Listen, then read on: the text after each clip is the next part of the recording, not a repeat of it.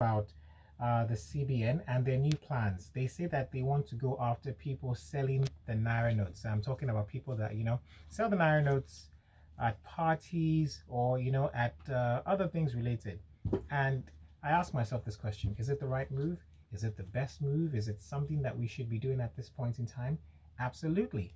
There once was a time when they said the Naira notes should not be sprayed on, people dancing, and it should be respected. And I also agree with that. However, sometimes, spraying money is our culture here in Nigeria. In fact, I think it's spreading all over Africa and even parts of the world, really. And, you want to preserve the Naira, you want to do a number of other things. Uh, but I don't know if, clamping down on people is the best way to do it. I think you can tell people, hey, you know what? Stop doing this that you're doing and see where it goes from there. But taking stiff measures, threatening with jail terms, other things related, I don't think it's the best way to go. But long story short, we'll see where I'll give you a follow up of the developments as the days unfold. The CBN is looking to go after people selling the Naira notes. So I want to see how far they can, you know, go with this, because we see a lot of people at parties, at events, at different places, selling the Naira notes amongst other things. So we'll see where this goes.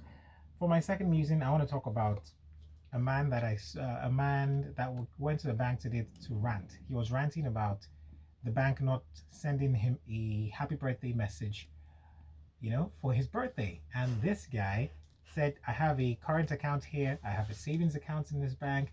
Yesterday was my birthday. You guys didn't send me a birthday message, but you know how to make deductions at the slightest deductions at every turn. Whenever I make a withdrawal, whenever I make a deposit, whatever it is I do, there are always deductions. But to send me a birthday message, you couldn't send me a birthday message. It was funny at first, but then I thought about it and then asked myself, well, one of the things that I was going to say one of the perks, but ideally he's entitled to ask for such things. We've seen banks that do that with other people. And then it also begs the question, how important is a birthday message to you? Some people find it very interesting, very, on their birthdays, they're very excited that it's my birthday today. People are wishing them happy birthday, sending them gifts. And I guess he's one of those people as well. But taking out the frustrations on the bank is a little extreme, if you ask me. But it was something funny to watch this morning. I do hope that they find a way to resolve it, because he said, and I quote, he said, if you don't send me that message right now, I will close down my accounts in this bank. It was hilarious. People at the bank were laughing, but it's just an interesting thing to see. Okay, away from that, for my third musing, I want to talk about referees and also football players. So you see in a football match, right? You see a lot of people, circling around the referee when he's about to pull out his card, whether the yellow card or the red card. And then you ask yourself this question: why is the captain of the team always jumping in front of him? Why is everybody yelling at the referee? Because irrespective of you screaming and yelling and shouting and trying to point him in the other direction, he's still going to do what he wants to do eventually. So it always fascinates me when I see players, circle around the referee and then start to point and then start to, get his attention and say this is what's happening, or try and discourage him from doing what he wants to do. At the end of the day, he's going to do it. So why do they always do it? It's just a food for thought for me. By the way, please share your thoughts with me for all that I've been sharing with you up on our WhatsApp platform, 0809-444-0981.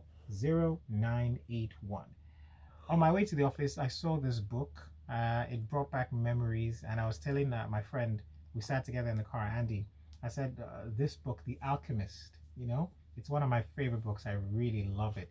And then it just came to mind. I'd like to know your favorite books. So maybe recommend one to me and we can have that conversation up on our WhatsApp platform. So I'm going to recommend three today, and I'll tell you the best ways to download these books for free.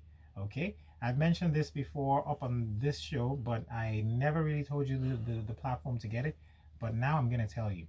So the site is called Z Library. Okay? And once you write the name of the book, you can download the book for free. However, at some point in time, you'll be required to make a donation of maybe $5 or $10 or $15. It doesn't really matter. But you're allowed to download a few books per day. Now, one of the first three books I would recommend to you is The Alchemist, and also The Richest Man in Babylon, and also The Four Agreements. In fact, start with The Four Agreements. That's by Don Miguel Ruiz. You're going to love it. I promise you that book will change your life. I'd like to know your books, the favorite ones that you'd like to recommend to me. They don't have to be self-help books. They could be fiction. They could be other things. Just let me know, and let's brainstorm. Let's have that conversation.